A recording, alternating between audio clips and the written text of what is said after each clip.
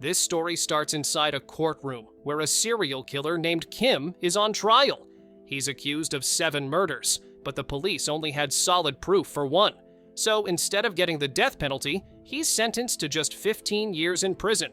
The families of the other victims are devastated and angry. One of them is a young girl named Hee-Ju, whose father was also one of Kim's victims. Hee-Ju's dad was a detective investigating Kim's crimes. One night, as he was heading home, Kim attacked him with a knife. Her father didn't even realize how bad his injuries were until he got home, saw Hee-Ju sleeping, and died right there in front of her. The next day, her father's partner Yang came to visit, only to find Hee-Ju happily celebrating her dad's birthday, not knowing he was already gone. Years go by. Hee-Ju is now grown up, but she's still alone. Her parents divorced long ago, and her mom remarried a terrible man. Thankfully, Detective Yang, now a police chief, took her in and raised her like his own. Now, 15 years later, Kim is finally released from prison. As soon as he steps out, Yang confronts him and warns that if Kim commits another crime, he won't rest until he gets the death penalty.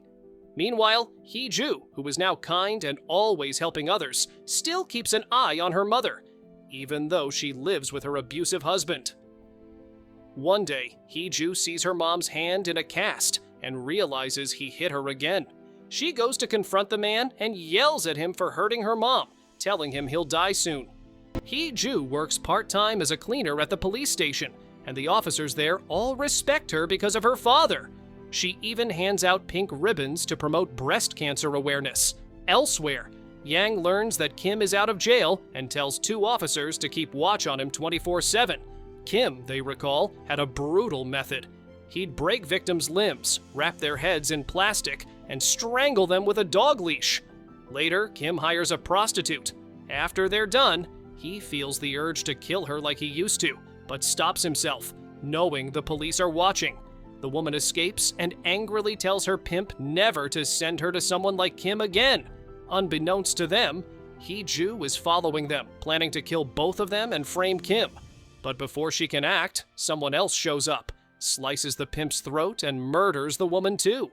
Hee-Ju watches in shock. Back home, she wonders who that mystery killer was. She had studied all of Kim's past murders and connections. Her plan was to kill and frame him for it, but someone else beat her to it.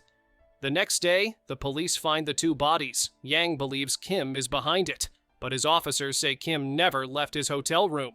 Still, Yang brings Kim in for questioning. Kim insists he didn't kill them, says the prostitute left safely, and there's no solid proof against him. Yang lets him go. Outside the station, Kim bumps into Hee-Ju and notices her ID badge. She immediately washes her hand after touching her father's killer. That night, Hee-Ju sees her mom being beaten again.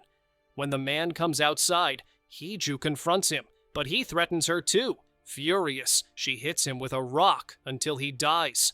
The next morning, Kim finds the 2 cops who were watching him asleep in their car. He jokes, "What if I killed someone last night while you were napping?" and goes jogging. On his run, he sees a dead body. Hee-Ju's mom's husband. Realizing he could be blamed again, he looks around and spots a masked figure. It's Hee-Ju. He follows her, but she escapes. Later, her mom is shown the body and takes her own life out of grief. Hee-Ju finds her and blames herself for her mother's death. We now meet the real killer, Man-Soo, a butcher who killed the pimp and prostitute. He now prepares to kill Kim. But Kim anticipates this and waits with a knife. When Man-Soo arrives, Kim stabs him first. Before things escalate, Yang shows up, so Man-Soo hides. Yang suspects something's off, but Kim plays it cool. During a tense dinner, Kim tells Yang he actually killed 15 people, not 7. Yang, furious, smashes a bottle over Kim's head, but Kim taunts him. "You might die just like your friend did." Yang nearly shoots him, but is stopped by another officer. Meanwhile, Hee-Ju keeps digging through old cases and notices 2 different patterns. She realizes there were 2 killers all along, Kim and Man-Soo. They were childhood friends who enjoyed killing animals and people. Yang discovers Kim kept calling one number after his release. Man-Soo's turns out. 15 years ago, Man-soo helped the police catch Kim because Kim killed his girlfriend. Now, Kim finds Man-soo's butcher shop and confronts him. "You got me arrested," Kim says. "Now I'll make you suffer every day." That night, Man-soo comes home to find broken glass scattered everywhere. It's a trap. Hee-joo throws a live wire into the water, electrocuting him to death. She leaves his body wrapped in plastic and tied with a dog leash.